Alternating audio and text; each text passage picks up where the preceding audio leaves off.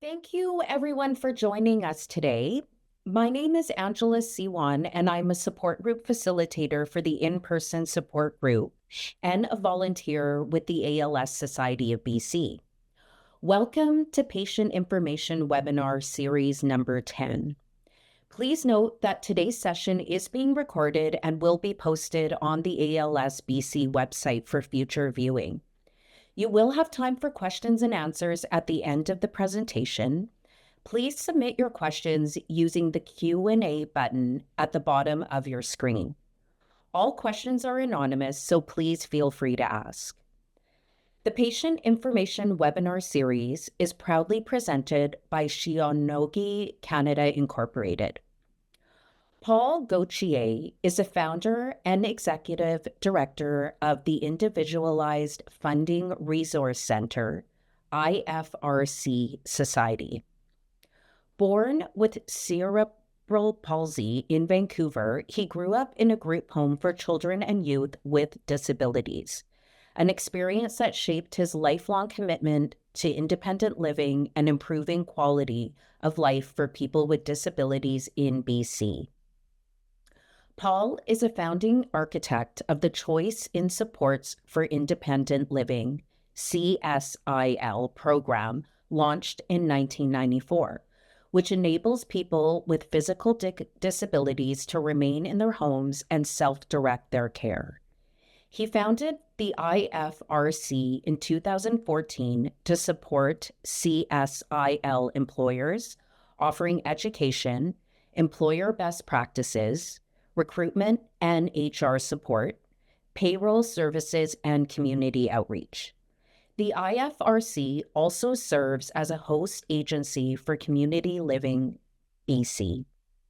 In recognition of his leadership and advocacy, Paul was appointed a member of the Order of Canada, inducted into the Canadian Cerebral Palsy Sports Association Hall of Fame 2019, and awarded the Queen's Diamond Jubilee Medal 2012.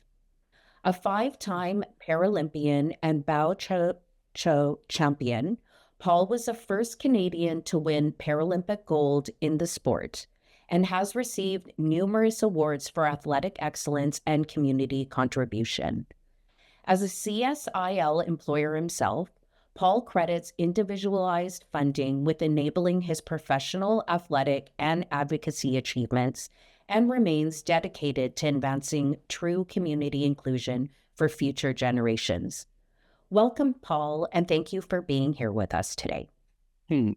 Angela, thank you so much for having me and welcome everyone. I'm actually really excited to be here to talk about the CSIL program. And, it is something that I've been passionate about for many, many years.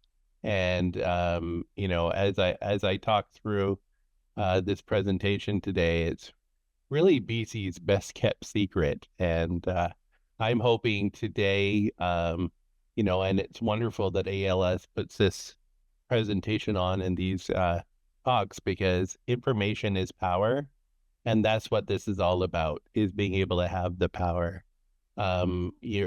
Obviously, we all go through changes in life, and being able to access solid information around different programs is so important. So I do have a PowerPoint presentation, and I'm going to share that now. So just give me 1 second to do that. First of all, thank you so much, Angela, for the wonderful introduction. So I don't really need to go through a bit more about who I am, but do just want to say that, because of the CSIL program, it's really why I've been able to accomplish what I was able to accomplish in my life. For the last 34 years, if it wasn't for the program, I wouldn't have been able to represent Canada around the world as a Paralympic athlete. And I went to 5 Paralympics. My biggest year was in 2004, where I won a gold medal in Athens, Greece, in the sport of bocce ball, becoming the first Canadian and only Canadian to have done that at a Paralympics. So Again, it was because I had the appropriate supports at the time. And I would love to tell you more about bocce and all of those things, but I'm going to kind of keep us moving along to talk about the Individualized Funding Resource Center and the work that we do at the Individualized Funding Resource Center. And as I mentioned at the beginning, what we've been trying to do is make sure that people are aware of the CSIL program. And we have some amazing navigators at the IFRC that supports individuals in being able to access the CSIL program. And we're going to talk more about that in a little bit. We were able to provide one-on-one support to individuals, because I think one of the things that happen when people start thinking about the CSIL program is, how do I do it all? It seems like so daunting to have to think about running your own small little company when we're dealing with so many other things. And that's where the IFRC really can help support individuals. So, uh, today, the IFRC has been that place where people get that information and be able to work on other things in their lives that are more important to them. So today, what I'm hoping to go through today is a bit more about, the CSIL program itself, a little bit of the history, what is the eligibility, what is the difference between, traditional home support versus a CSIL program, how to prepare when communicating with a case manager and developing things like a supported lifestyle plan. So I'm going to just keep going through this. So what is the CSIL program? So first of all, the CSIL program is where you are able to get the funds for your support directly to yourself. So you get people that are eligible are able to access the funds to be able to hire their own, fill them when you want them. You can find the people with the personalities that you're looking for. But generally, the program really allows you to take control of supports in your home and to be able to decide what you're going to do with your caregivers. So the CSIL program was formed in 1994, and we were working with the Ministry of Health at the time that was looking at how can we improve home support for people with disabilities. And there was a small group of us that said, if you really want to improve home support for people with disabilities, give them the dollars so that they can actually go out and hire their own people and be able to take control over that, their care. In the past, there was really only one option, and that was traditional home support. And so, but within the system now, there are two systems where you can choose. So first of all, you've got the health authority itself, in regards to that, they determine home support and they approve the number of hours. And then what happens there is that you have a choice. You have a choice to move to traditional home support, and the traditional home support is where where the health authority provides the caregiver to come to your home, and it's usually scheduled at specific times. You don't always know who's going to be coming to your home, the frequency that they come, and the level of support. They do their very best in regards to matching the times that you need, but they're going from one client to another client. On the CSIL program, the health authority can pass it on through the funding. And there's a number of ways you can get the funding direct, and we're going to talk more about that. So what is the care difference between traditional home support versus the CSIL program? So through health authorities, care support plans, if you're getting it through the traditional home support, there are a number of things that is a reality, and that is that there are some things that the caregivers aren't able to do. It's like they're not able to go out with you into the community. You are able to, they're able to assist you with dinner, but generally it's about warming up your food. They can't, normally they can't accompany you for grocery shopping or things like that.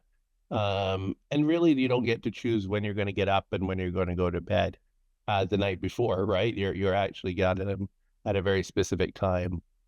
So on the CSIL program, um, you know, the caregivers can provide you prescription medication and can put it into your mouth for you if that's what you need assistance for. They can cook nutritious meals.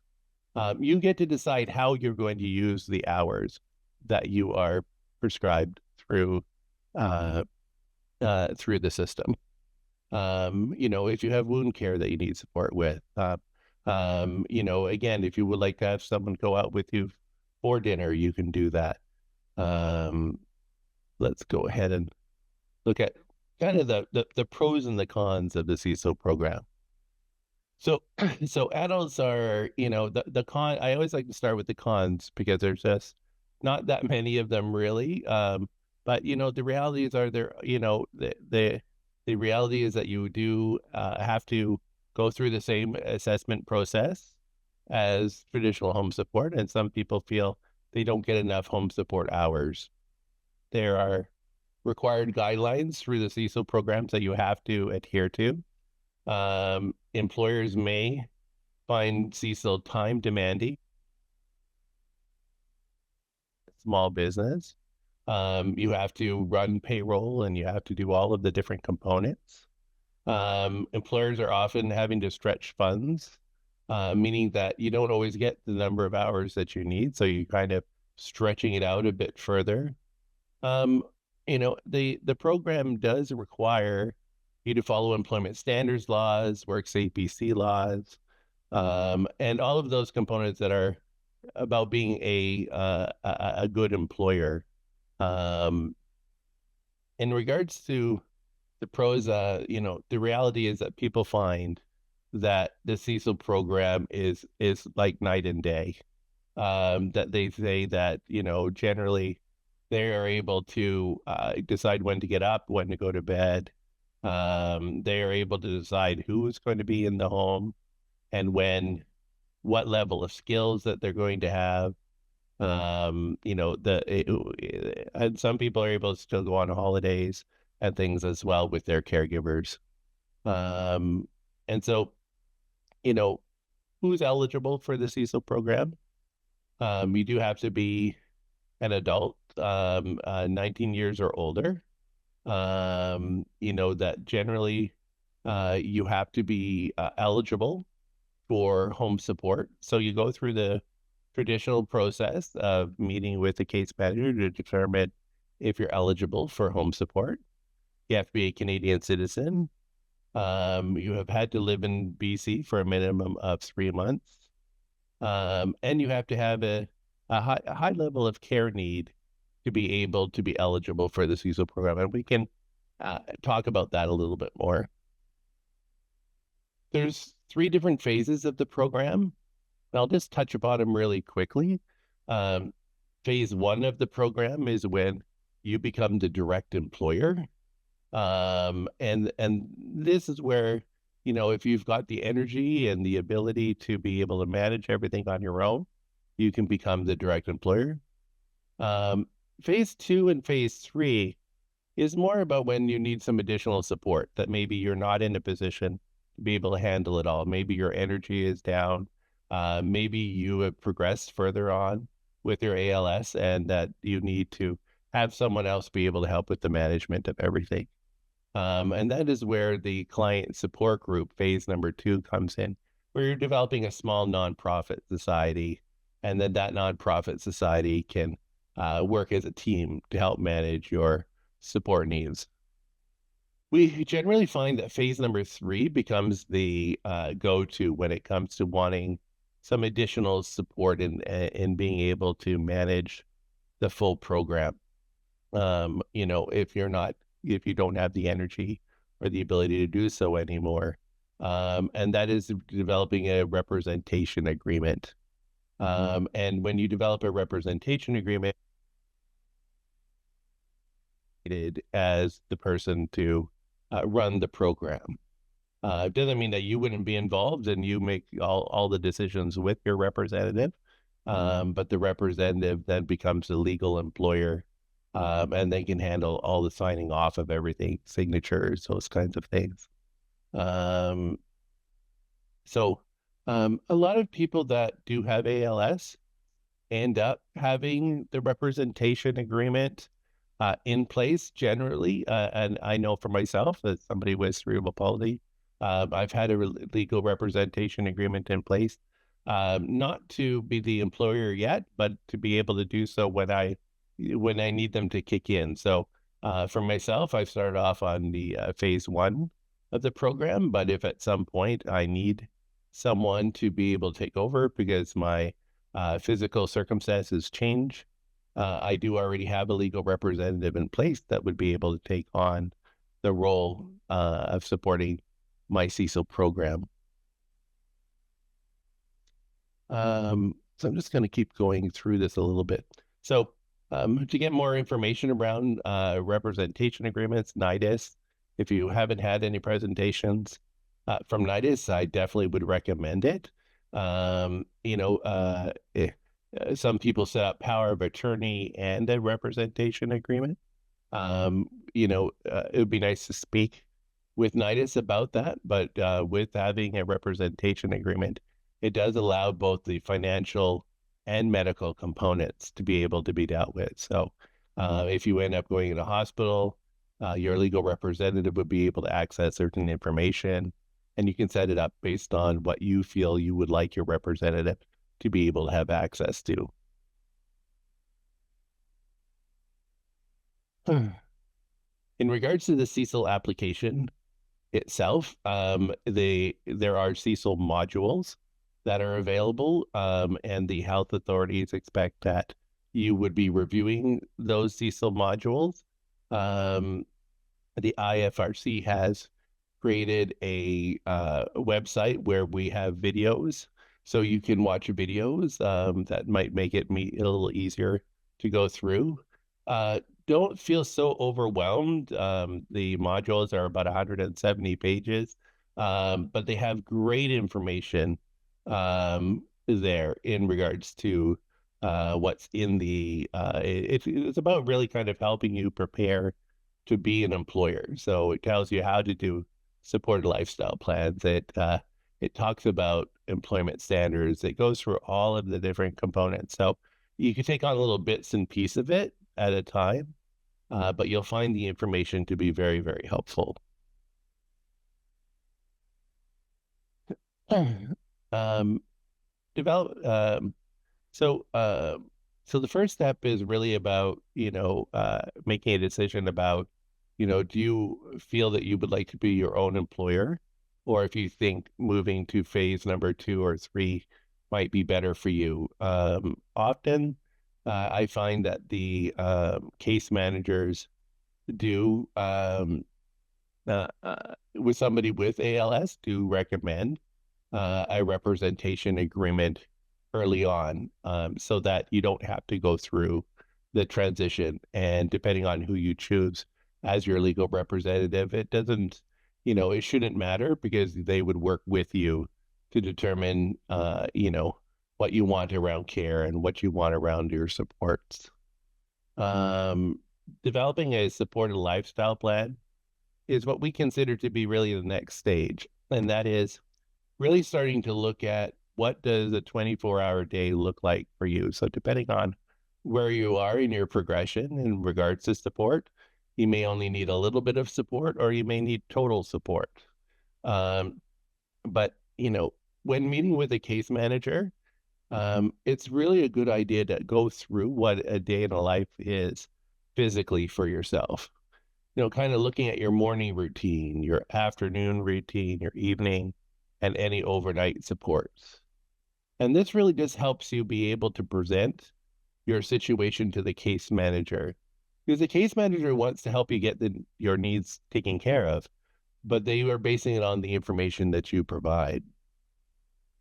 So the supported lifestyle plan is also excellent for developing job descriptions and any other training materials as well. So by kind of going through it, it really helps.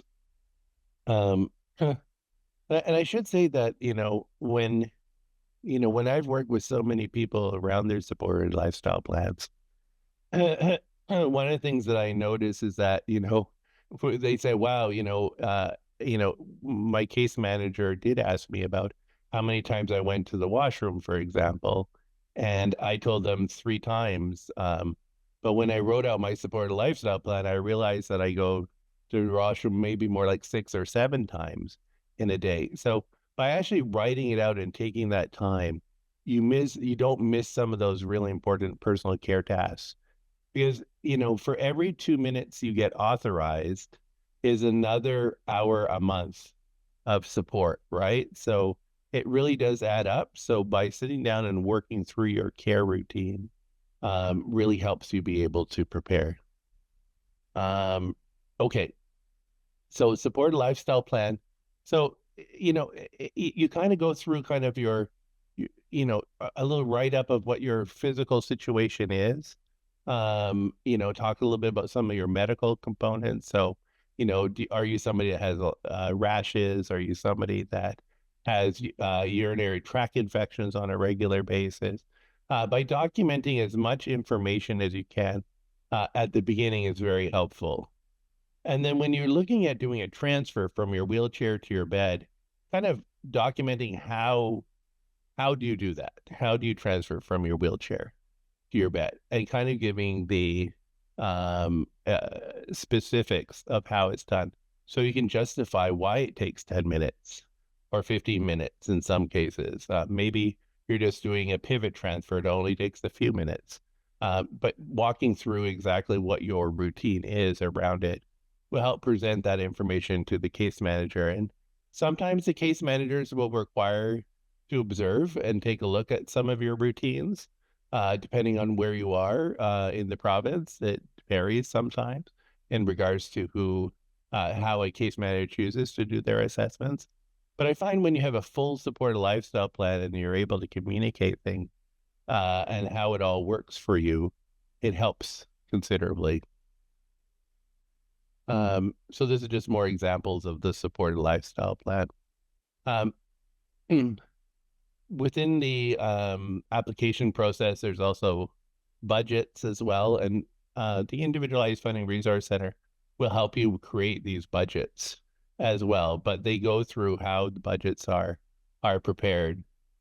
Within the application, there's also a backup plan that you have to develop, and we can help you with developing backup plans. It's just making sure that you've got the coverage. So if your regular caregiver doesn't show up, what would be your general plan? If somebody is sick, what would you end up doing? And we kind of work through these with you. And again, through the modules and stuff, it talks about how best to prepare for these things as well. Um, so just going to keep going through a little bit here. So, meeting with your case manager the first time, it's just, again, really about being prepared. When you meet the very first time, they will ask you questions about your financials because they're trying to determine if you need to pay a client contribution. So if you're somebody who is employed, or if your partner is employed, there may be an assessment for a client contribution. And I think I actually talk a little bit more about that in a minute. Sorry. But just to finish up on the supported lifestyle plan piece is that there's also the case manager completes a time analysis tool. And I'm going to go through that tool a little bit. So it gives you a bit of an idea. And again, you're going to get a copy of this PDF, okay? So you can see exactly some of these components. So in a minute, I'll kind of go through a bit more of that supported that time analysis tool. Um, the case manager may be wanting to look at how you're currently doing your transfers, and you should be prepared to demonstrate how you do a safe transfer. As somebody like myself who has gone through changes where I used to be able to do standing pivot transfers to be able to do my care, to later where my condition changed where I physically couldn't do those standing pivot transfers anymore. So I needed to use a track lift, ceiling track lift. It's always a very difficult time for us to go through that period where we see our bodies changing, where not just for our safety side of it, is also for our caregiver safety as well. So knowing when it's that time to make that change is something that you and your family will need to communicate on a regular basis about as your body changes. So this again is just around the time analysis tool, going through, you know, I guess one of the things that we do talk about a lot at the IFRC is around things like bowel routines and urination and stuff. And, as somebody that was physically able to do those things on your own, having to sit there and talk to a complete stranger about these personal care routines does feel very humiliating at times. But the reality is that you need to be able to express your needs and your physical needs. And, so be prepared where you're going to be talking about poop and all that stuff on a regular basis when talking with these professionals. And again, the more you can communicate about it, the more that you may be able to get a bit more support in the way of hours. So this isn't some examples. This is the actual tool that the case manager uses, and I always like to make sure that individuals have a copy of this because this provides, the different areas of personal care, and it gives the, what the general allocation will be. And, if you, for example, if you have doing a transfer, right now it says, to do a transfer may take 10 or 15 minutes, 5 to 10 minutes. Well, there's a comment section that if for some reason it takes longer than 10 minutes, that's where you could start thinking about being able to explain to the case manager why a particular task may take longer for you. So this is just more around the time analysis tool. So we were talking earlier about client contributions. So if you're somebody on PWD, persons with disabilities, there would be no client contribution.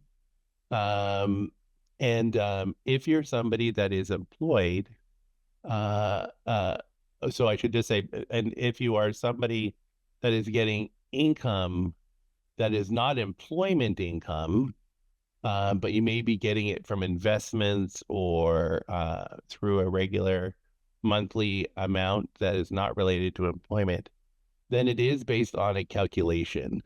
And the health authority does do a calculation. And in that first meeting, they will be asking you to sign a document that allows them to look at your notice of assessment for some particular lines on your notice of assessment to determine if you do have a client contribution that has to be paid.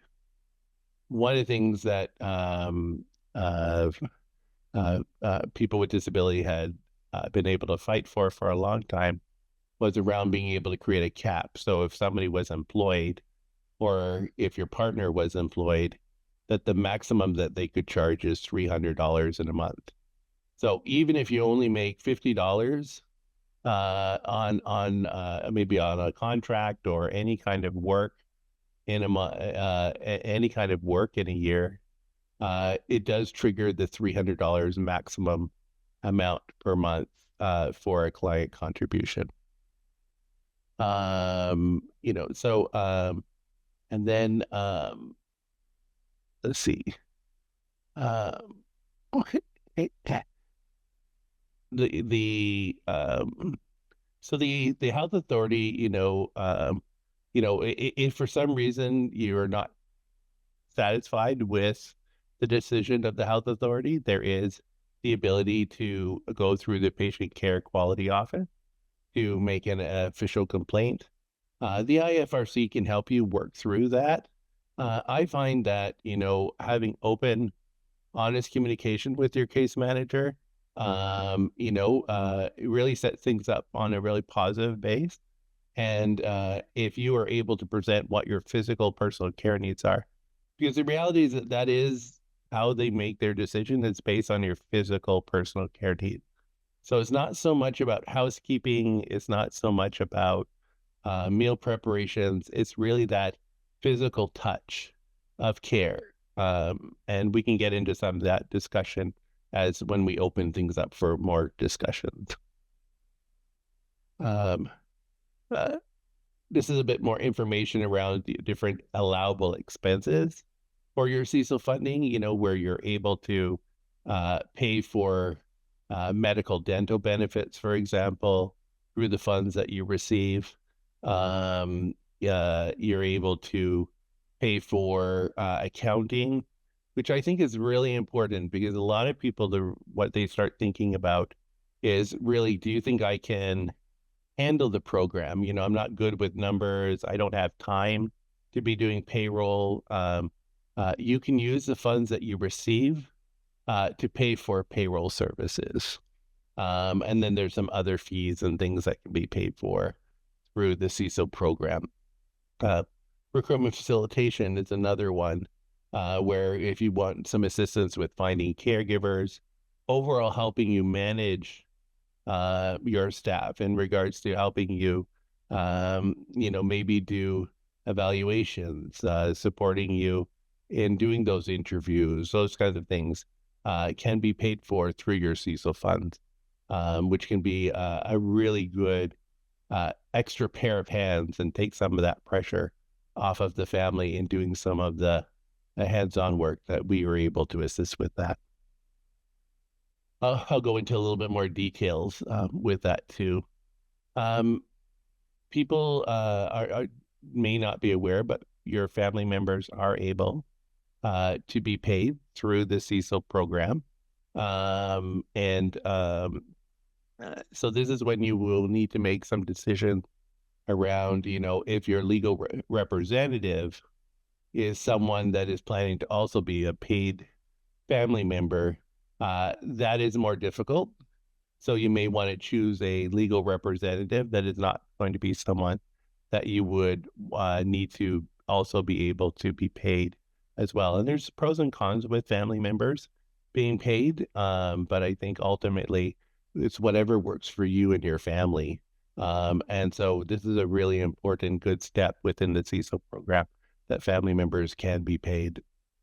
And we can talk more about that if you have some specific questions around it. So just again, so the IFRC supports people through the application process, providing education. We try to take some of that load off of you.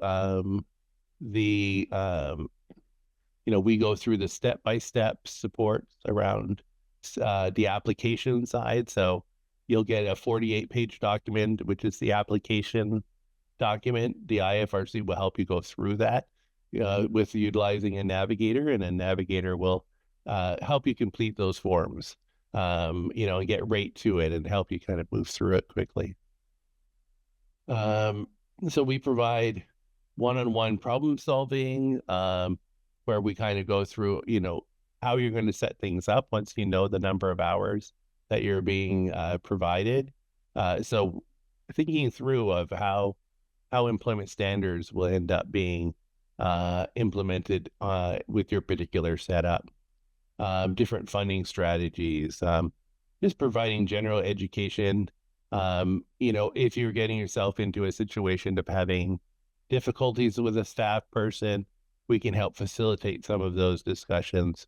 If you need to get to a point where you need to discipline someone, we're able to provide information around doing that.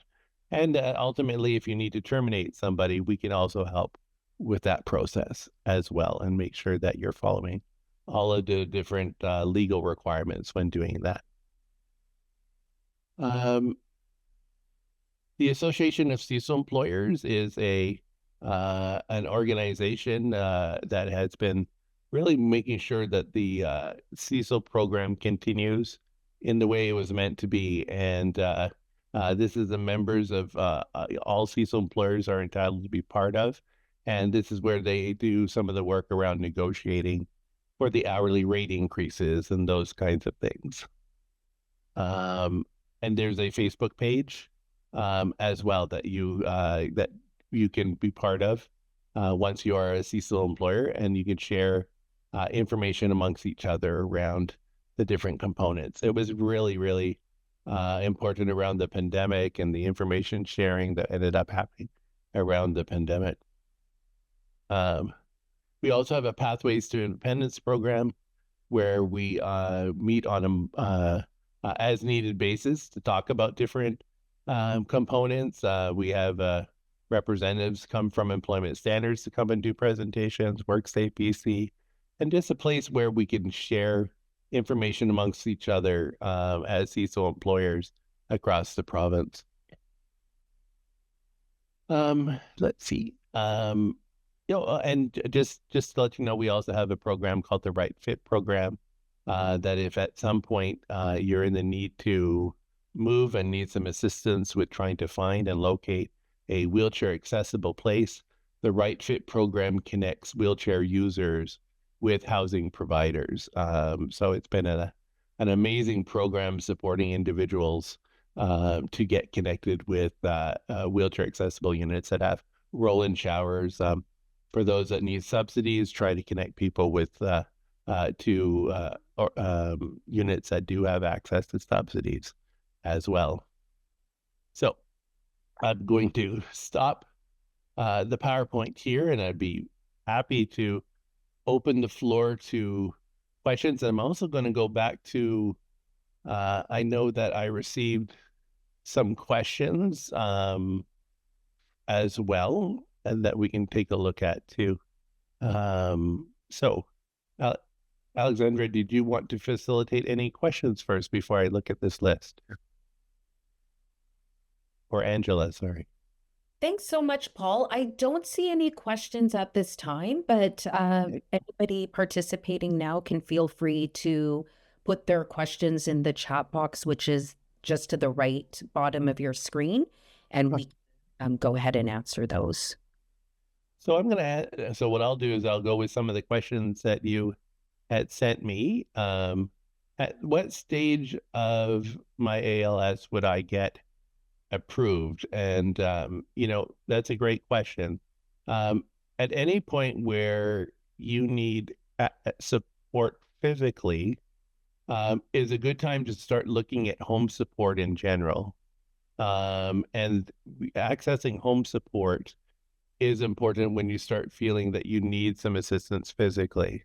With the CSIL program, generally you need to have physical care daily, and needing about 2 hours of support or more a day to be eligible for the CSIL program. So how long does it take to go through the process of getting onto the CSIL program? Once you've been determined that you're eligible for home support, it can take anywhere from 2 months to 6 months to get onto the program. So it's really important for you to, recognize when your body is changing and starting to look at applying as soon as possible. There was a question about, about the number of hours that you would be eligible for, which I think is a great question. And again, this is really based on your physical needs. On the CSIL program, from 2 hours a day to 14 hours a day. And there are a small number of CSIL employers that have been able to get more than 14 hours a day with a fair bit of advocacy work that they had to do to get those hours. So A lot of people are told that you can only get 4 hours a day. This is not true. This is, the guide. There is CSIL guidelines that show needs from 0 to 14 hours a day, and I can share those with all of you as well. In regards to where do we access the application? Um, so in regards to this is you contact your health authority. And so you can contact the health unit. If you've never had home support, you can call the intake line. And when you call the intake line, you just be very clear that your physical situation has changed and that you are looking to be assessed by a case manager for home support, and request the need for someone to come out to do an assessment. And that's how you get the ball rolling. And then the application and everything comes from the case manager. Some health authorities have CSIL designated case managers, but when you first start the process, you do get a traditional case manager first to do all of the intake and moving things forward. And you can just be really clear on the first assessment that you are looking to be able to go on to the CSIL program. Sometimes preparing a letter to say that I would like to go on the CSIL program to have more control over my services, and that you've started to look through the materials, and that this is a good setup for you, is something that you're able to put forward. There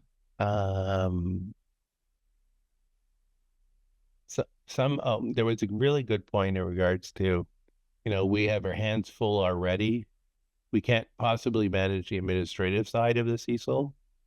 We've so I know I talked about it a little bit, but I think, knowing that the Individualized Funding Resource Centre is here, and be able to help support someone be able to go through the process, and to help manage it. So we do, like I say, become that extra pair of hands to be able to help you take care of the payroll side of things. This way, all you need to do is be able to keep track of the timesheets of the caregivers, and then you can submit those timesheets to the payroll team, and they will process everything for you and assist you with the monthly reporting, because there's a monthly reporting that has to happen as well. And through that monthly reporting, we take care of most of that, of course, and we teach you how to read the financial report so that you know what's going on with your finances and stuff. Are you creating a bit of a surplus, or which we help you create a budget to make sure that you do create a surplus. If you're going using too much of your dollars, we're able to let you know about that as well.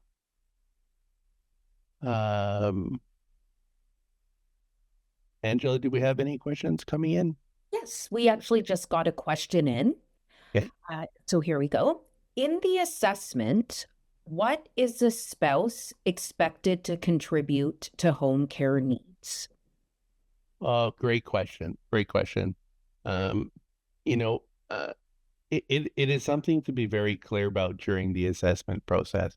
The continuing care system does expect family members to take on a fair bit of the care. And I think it's really important to be able on what you're willing to do and what you're not willing to do as a partner. And for some people, the partner needs to be able to work, be able to leave, and be able to have someone to do the physical components for the person who needs support. It's okay to be really clear that if you're on a burnout streak, which, many of our partners are, because our needs have been changing and the care needs more, or over time, that will be the case.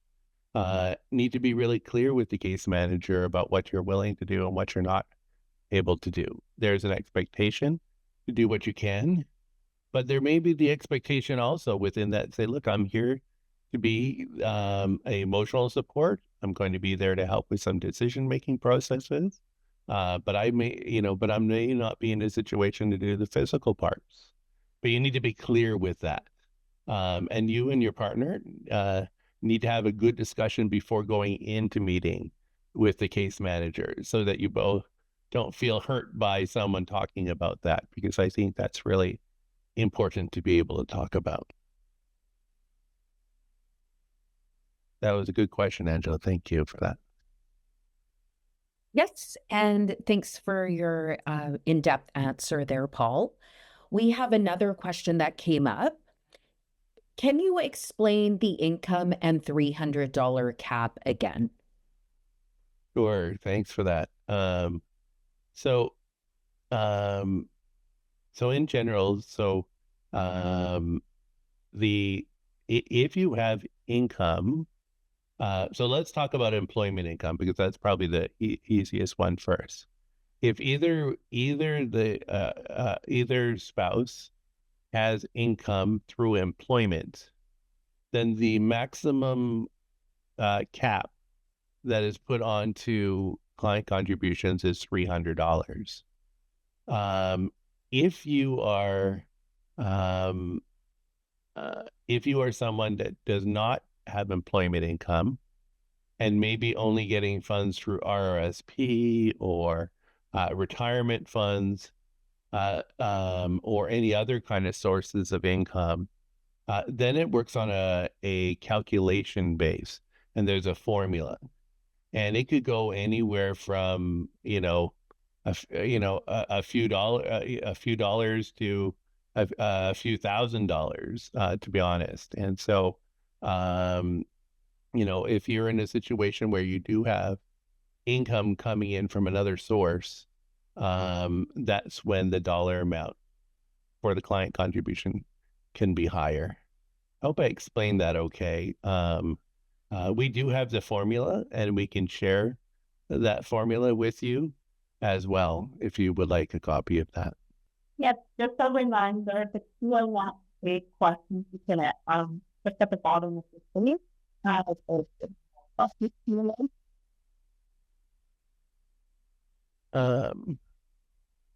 So the CSIL program is offered throughout the whole province. No matter where you live in the province of British Columbia, the CSIL program is offered through all the health authorities. So you are able to get access that way. Let's see. I think the other big thing around thinking about, is the CSIL program for me or not? I think it's really thinking through, where you're at in your life related to being able to stay at home. Because there was some questions around, am I able to utilize the CSIL program in a care facility? The answer there is no. The CSIL program is really for living in the community in your own home. That I think that, when it comes between traditional home support and the CSIL program, it's really about, where you're at around, if it's just some basic care that you need right now, and you only need an hour or so in the morning to get some care, the traditional home support could work very, very well for someone. But when the care becomes greater and that you're going to need more support throughout the day, this is when we find that the CSIL program, and having somebody that is more consistent, with traditional home support, you never know who's going to come sometimes, because the reality is they've got a lot of people that they have to support in a day.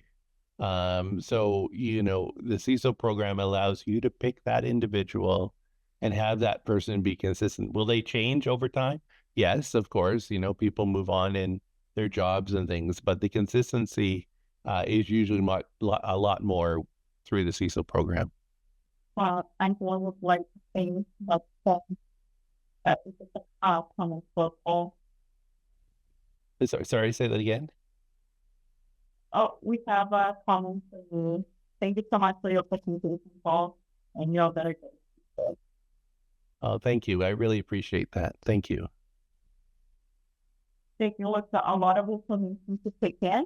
I really appreciate your time to be here today and well share this. I think there's a lot of this funding that is available, but fantastic difficult to find or difficult to check there. Well, your this is one that's very informative.